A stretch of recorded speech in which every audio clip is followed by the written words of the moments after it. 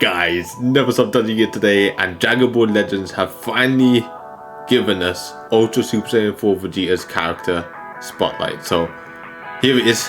Let's just dive straight into this.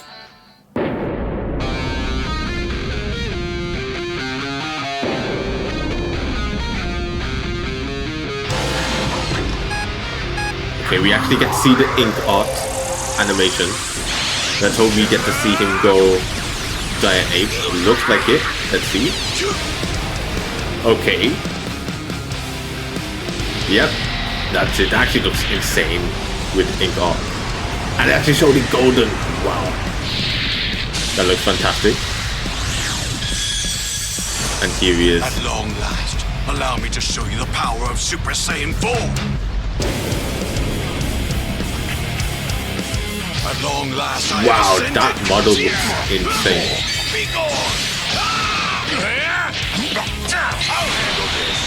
He has a new switch attack ability. Nice.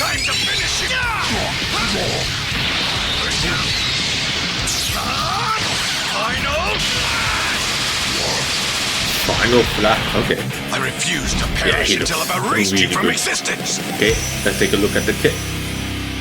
Okay, then from what I saw just then, that was fantastic. He looks insane. He looks very good in terms of his art animation for his ink art. I think that's one of the better ones we've seen in a while. The way the golden grey ape looked, that was really good. And his new ability looks interesting. So we'll take a look at the kit here. So if you haven't seen one of my kit breakdowns before, basically the yellow text is just a summary of everything he does anyway. So I always read the text in white instead, which gives a more in-depth talk rather than just a summarized version of them. So he's going to be a red unit. Everyone wanted him to be red. It makes the most sense for him to be red. So he is Vegeta Clan Saiyan, GT, Super Saiyan 4. He's from the Shadow Dragon Saga, obviously GT. Okay, so with his Z ability, it's GT and Saiyan, and he gives more special move damage to GT. No Vegeta Clan. Would have thought they would have done Vegeta Clan, GT, and Saiyan. I feel like they don't really give Ultra Vegeta's Vegeta Clan buffs from just what I see, but it's not that deep. Okay, his Ultra ability is with GT unit, so when leader, damage plus 30%, key recovery plus 30%, and if it's not leader, it's only plus 5% per GT member and plus 5% for each. So if you have a full GT team, he will get basically the same as this. Okay, his strike. So strike is an impact on activation, strike damage plus 20% for 5 counts. That's pretty good. Blast armor, of course. So blast on activation, blast damage plus 20% for 5 counts. So that's on both cards. That's pretty good. Okay, special move. So massive damage on activation, unique gauge plus 10%, special move damage plus 40% for 3 counts, critical rate plus 30% for 3 counts, and also if unique gauge is release type, special move damage plus 30% for 3 counts, and then all enemy health restoration minus 50% for 10 counts. So it looks like he's gonna have multiple gauges, maybe one to get into the other, similar to Kefla's, because I'm pretty sure she has a release type one where she charges key and then it gets to the release type and then she goes bonkers. So we could see him go pretty crazy as well. So his green card on activation, key plus 30, unique gauge plus 15%, damage plus 30% for 10 counts, non-stacking, cancel attribute downgrades, abnormal conditions for 5 counts. Pretty good for just activation on hit. Draw up to 2 cards if hand has 3 or fewer. Nullify special, cover changes for 5 counts, and his comboable with everything and has blast armor. That's good to know. Okay, ultimate. So supreme damage makes sense. On activation, ultimate damage plus 40% for 3 counts. Critical rate plus 30% for 3 counts. Nullifies endurance for 3 counts. Also, if unique gauge is release type, ultimate damage plus 30% for 3 counts. So can get an overall increase of 70%, and he goes type neutral for 3 counts and has blast armor. Very good ultimate. Okay, then main ability, so destroy one card, then destroy the ultimate arts next, so you're guaranteed to combo into this if you want to use it. Health plus 10%, very small amount of health there. Okay, interesting. Key plus 50, ally health plus 20%, that's probably why that's actually pretty darn good for the teams we're going up against. Cancel ally attribute downgrades and abnormal conditions. Enemy Dragon Balls -3. Wow. Considering there's been times where I've been 90 time accounts into a match and I've only gotten like 3. If my opponent then uses it when I've just gathered those 3, I'm pretty much never gonna have a rush. That's insane. Some teams just make it so you can't have Dragon Balls. It's ridiculous. Okay, starter ability, damage plus 300%. Ridiculous. Damage guard plus 210%. Key recovery plus 70%. Draw speed plus 1. Sub counts on switch -2. And he has endurance with 50% recovery. All uncancelable. Wow. That's really good. These two are terrifying to see together. That's really good as well. Yeah, this guy's looking to be top 3 just on paper. So, unique ability. On battlefield entry, draw one card if hand has 3 or fewer. Health plus 10%. Key plus 50. Nullify special cover changes for 5 counts. Nullify damage received element disadvantage for 5 counts. And destroy one enemy card. Okay. Also, if there is a defeated battle member, one time, unique gorge charge rate plus 50%. And that just happens no matter what.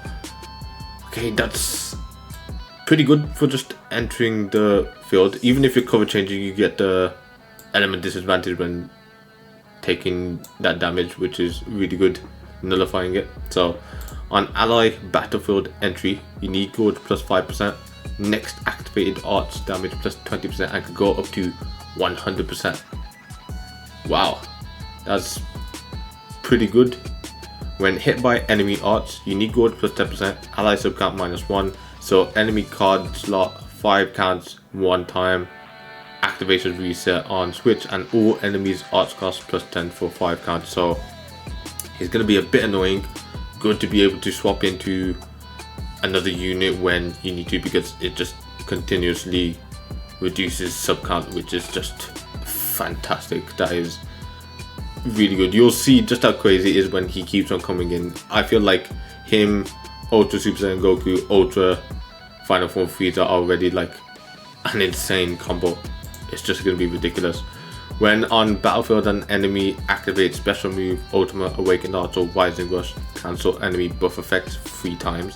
On ally cover change, health plus 5% and damage plus 20%. So now I'm kind of starting to understand why there wasn't so much healing in his main ability, because he has a lot of ways to heal. He has a 10% just entering the field. He has another 5% on cover change. That's ridiculous. So health plus 5% and damage plus 20% for 20 counts. Just on cover changing. Okay. On switch attack activation, deal major damage to enemy. Nullify element disadvantages for 3 counts. Cancel attribute downgrades under normal conditions, and ally sub count -2. So this looks like it's, I don't know how this is going to work. It's probably going to be a counter type active gorge, and yeah, you'll be able to combo into it with everything. So that's going to be very interesting depending on it. If it's similar to Ultra Frieza's active skill where you can use it 2 times in succession because it's just that ridiculous. Obviously this will only be once, because once you do it you're in, but you can use it fast and it'll be pretty ridiculous. So he's cover changes against blast arts comboable with special move arts. So time for the unique gorge. So he starts as time type and then goes to release type. Starts with 40% charge, will not charge while release type. So I think release type depletes over time, but we'll see. So time type, when unique gorge becomes full, switch to release type, half plus 15%. Nullify combo breaking actions for 15 counts. Protect hand, sub counts -5, and switch attacks available +1. So that's how you gain your switch attacks. Okay, so scratch everything I said about the active skill and everything, it's probably just similar to this, exactly what it says here. So once the time type gauge gets filled, you get the switch attacks, which is very good. It'll probably be something in the bottom right, similar to like a gauge. It just pops up when it's available and that sort of stuff. Release type on arts use, draw 1 card, key plus 30, vanishing gorge plus 30%, and damage plus 20% for 5 cards. So he could get so powerful so quick. I'm seeing a potential for like close to 400% damage, like almost there, which is insane. Okay, so when unique gorge reaches 0%, switch to time type. Yeah, it makes sense. And similar to Kefla, once you fill the type gorge, you go to release type. Once that depletes, it goes to time type again, and then you can just keep on charging it up. That's very good in my opinion. So time type charges gradually while not defeated, so over time, depending on how long that is, it could either be busted if it's really quick, or it could be mediocre if it takes too long, but I feel like they'll balance it hopefully. Release type decreases and is consumed, so very slowly when on the battlefield, by 30% on strike and blast arts use. I mean, they say very slowly. Oh, so when they're on the battlefield, they'll deplete no matter what, and then when he uses strike and blast arts, it goes by 30% each. So yeah, it seems very quick, and I think that is it. So need to see how the switch attack is actually gonna be observable in game. Maybe the summary actually says it here. So you're gaining use of switch attack. No real obvious way to kind of see how you would use the switch attack. Maybe here, the new switch attack ability lets you switch with an ally, deal damage, and continue to the combo. So he's going to be on standby. I think if you press him and he has his switch attack available, you'll be able to cover change and... Oh wait, okay, I keep on speaking before actually reading everything. So cover changes can't be performed during a switch attack, so you'll be able to defeat enemies in one go. When allies enter the battlefield, the unique gorge will charge. Okay, yeah, this is going to be something we need to see in game for it to actually be a bit more obvious how it will work, but it seems very good. It seems very powerful and seems very useful in this meta where cover changing and just being able to deal that damage, or doing the switch attack and being able to do that damage, will come in very much handy. So yeah, in my opinion, he seems like he's going to be top 3 in the game. Just best units. The best team in the game is going to be the 3 Ultras that are the top 3: Ultra Frieza, Ultra Goku, and Ultra Super Saiyan 4 Vegeta. It's going to be interesting trying to figure out a way to run them all together. Maybe him as the leader slot and then a Frieza Saga team around him. Who knows? But yeah, it's just going to be ridiculous. So let me know what you think. I am very excited. His art looks insane. His ink animation, I actually am kind of a fan of this art as well. It's pretty basic, but still very good. The in-game model of Vegeta looked insane. I feel like the models they're doing for these like Ultras are just top tier, what they should have been from the get-go. So yeah, I'm definitely something for this guy. If you are too, I hope you have all the luck, and other guys, I hope you enjoyed. If you did, hit that like button, and if I see more in the future, subscribe. See you on the next one. Goodbye.